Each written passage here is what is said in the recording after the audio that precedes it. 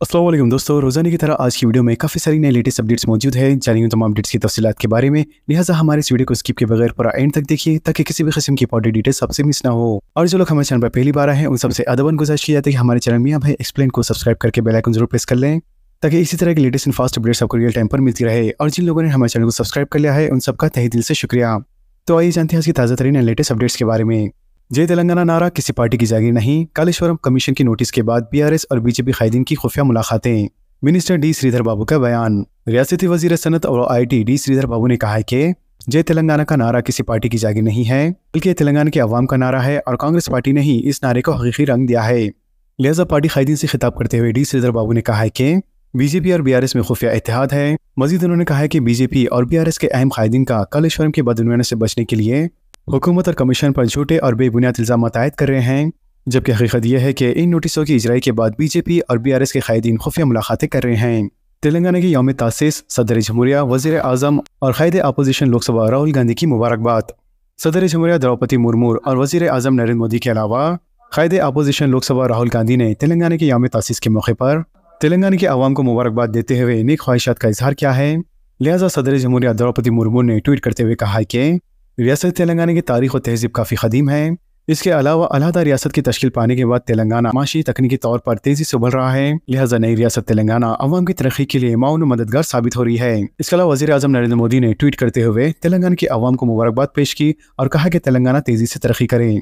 इसके अलावा कांग्रेस के सीनियर कायद व कायद अपोजिशन लोकसभा राहुल गांधी ने सोशल मीडिया प्लेटफॉर्म एक्स पर नोट करते हुए कहा है कि तेलंगाना के अवाम के लिए आज खुशी का दिन है। लिहाजा 11 साल पहले वज़ीर आज़म मनमोहन सिंह और सोनिया गांधी की ज़ेर क़यादत यूपी हुकूमत ने तेलंगाना के अवाम के ख्वाबों की ताबीर की थी और लाखों अवाम ने जो ख्वाब देखा था उसे पूरा किया गया।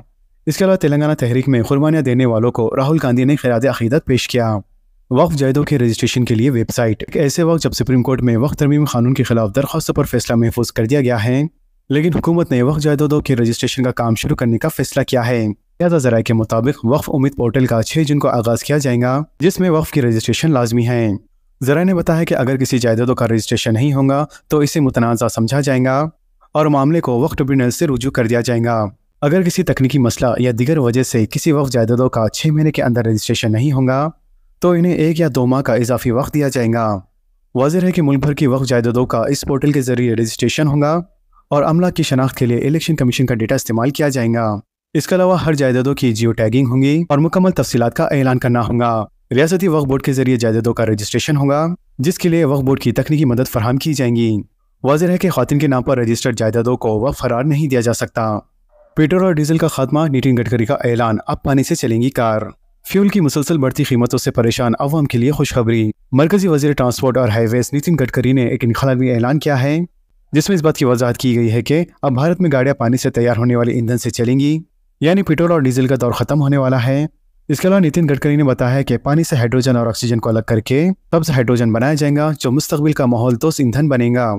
ट्रेनों में नशिस्तों की दस्तियाबी से मुताल्लिक नया ऐप लॉन्च। हिंदुस्तान में रिजर्वेशन शुदा ट्रेन टिकट आमतौर पर सफ़र से 60 दिन पहले तक बुक किए जा सकते हैं, लेकिन ज़्यादातर मुसाफिरीन अपने सफ़र की मनसूबाबंदी आखिरी लम्हात में करते हैं, जिसकी वजह से इन्हें अक्सर सीट की दस्तियाबी में दुश्वारियों का सामना करना पड़ता है।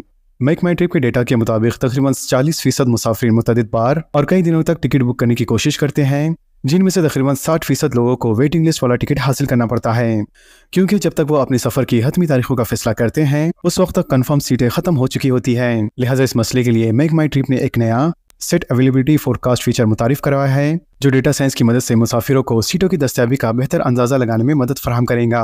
मेक माई ट्रिप का कहना है कि ये फीचर न सिर्फ हमारे लाखों सारिफिन को बेहतर तजुर्बा फराहम करेगा, बल्कि इनके सफ़र की मनसूबाबंदी को भी आसान बनाएगा। मुल्क में कोरोना के 3961 फाल मामले, 24 घंटों में 4 अमवात। मुल्क भर में कोरोना इन्फेक्शन के मामलों में इजाफा हो रहा है। लिहाजा पीर की सुबह तक एक्टिव कोरोना केसेस की कुल तादाद 3961 तक पहुंच गई, जबकि पिछले 24 घंटों में इस इन्फेक्शन की वजह से 4 मरीजों की मौत हुई है। इसके अलावा सेहत और ख़ानदानी बहबूद की मरकजी वजारत की तरफ से आज सुबह 8:30 बजे जारी करदा आदाद शुमार के मुताबिक मुल्क में तकरीबन कोरोना के 3961 एक्टिव केसेस हैं, जबकि 2188 मरीजों को सेहतयाब होने के बाद अस्पताल से छुट्टी दी जा चुकी है। तो वहीं दूसरी जानिब 1 जनवरी से अब तक 32 अफराद की मौत हो चुकी है। इसके अलावा गुज़िश्ता 24 घंटों में कोरोना इन्फेक्शन के 203 एक्टिव मामला सामने आए हैं और 370 मरीजों को सेहतयाब होने के बाद अस्पताल से छुट्टी दे दी गई है। लेकिन इस दौरान 4 अफराद जिंदगी की लड़ाई हार गए हैं। कौमी दारुल हुकूमत के अलावा महाराष्ट्र, तमिलनाडु, केरला में एक एक मरीज की कोरोना से मौत हुई है। वजीर सेहत ने कहा है कि कोविड इन्फेक्शन की हालत पर मुसलसल नजर रखी जा रही है। इसके अलावा वजारत ने लोगों से अपील की है कि घबराने की जरूरत नहीं है, लेकिन लोगों को पुरहुजूम इलाकों में मास्क इस्तेमाल करने और कोरोना से मुहतात करने की जरूरत है। सोने और चांदी की कीमतों में एक बार फिर इजाफा। हिंदुस्तान के सराफा बाजार में पीर को सोने की कीमत में 1050 रुपए जबकि चांदी की कीमत में 1016 रुपए का इजाफा हुआ है। लिहाजा इस सूरत हाल पर ऑल इंडिया सराफा एसोसिएशन ने बताया कि कीमती धातों की कीमतों में इजाफे के बाद पीर को दारुल हुकूमत दिल्ली में 10 ग्राम वजनी 99.9% खालिस सोना 96,800 रुपये में फरोख्त हुआ, जबकि 1 किलो चांदी 97,100 रुपये में फरोख्त हुई। राजीव युवा कासम स्कीम दरख्वास्तों की जांच न होने पर आर्जी तौर पर मुलतवी। 5 जून को काबीना के इजलास में सरकारी मुलाजिमीन के मुतालबात और मुकामी इदारों के इंतखाबात पर गौर होगा। रियासत तेलंगाना में हुकूमत की बाविखार राजीव युवा कासम स्कीम को आर्जी तौर पर मुलतवी कर दिया गया है। लिहाजा 5 जून को मुनक़द होने वाले रियासती काबीना के इजलास में इस स्कीम के अलावा सरकारी मुलाजिमीन के मसाइल पर गौर का खवी इम्कान है। वाज़ेह है कि हुकूमत ने 5 लाख बेरोजगार नौजवानों को राजीव युवा कासम स्कीम के तहत माली इमदाद करने का फैसला किया था, जिसके लिए 2 जून से अहले दरख्वास्त गुजारों में खर्च की इजरा से मुतालिक सर्टिफिकेट दिए जाने वाले थे, लेकिन दरख्वास्त गुजारों की जांच का अमल मुकम्मल न होने की वजह से इस स्कीम को आर्जी तौर पर मुलतवी कर दिया गया है। बताया जाता है कि 5 जून को चीफ मिनिस्टर रविंद्र रेड्डी की ज़ेर क़यादत में काबीना का इजलास मुनक़द हो रहा है, जिसमें न सिर्फ राजीव युवा कासम स्कीम का जायजा लिया जाएगा बल्कि सरकारी मुलाजिमीन के मुतालबात पर भी गौर का इम्कान है। इसके अलावा सरकारी मुलाजिमीन की सबकदोश की उम्र में 1 साल का इजाफा करने और ज़ेर इल्तवा DA के अलावा दीगर उमूर पर भी गौर व फिक्र किया जाएगा। वाज़ेह है कि राजीव युवा कासम स्कीम के लिए जुमला 16,23,000 दरख्वास्तें मौसूल हुई है। लिहाजा हुकूमत ने पहले 9 से 2 जून के दरमियान अहले दरख्वास्त गुजारों में खर्च की सर्टिफिकेट तकसीम करने का फैसला किया था, लेकिन दरख्वास्तों की जाँच का अमल मुकम्मल न होने की वजह से प्रोग्राम को आर्जी तौर पर मुलतवी कर दिया गया। इसके अलावा हुकूमत ने मिशन 26 डेज प्रोग्राम्स का तेलंगाना यौम तौसीस 2 जून से आगाज़ कर दिया है, जिसके मुताबिक इन 26 दिनों में इंदिरा हाउसिंग स्कीम, राजीव युवा कासम स्कीम, सरकारी मुलाजिमीन के मुतालबात की 100वीं और दीगर प्रोग्राम मुनक़द करके मुकामी इदारों के इंतखाबात की तैयारियाँ की जाएंगी।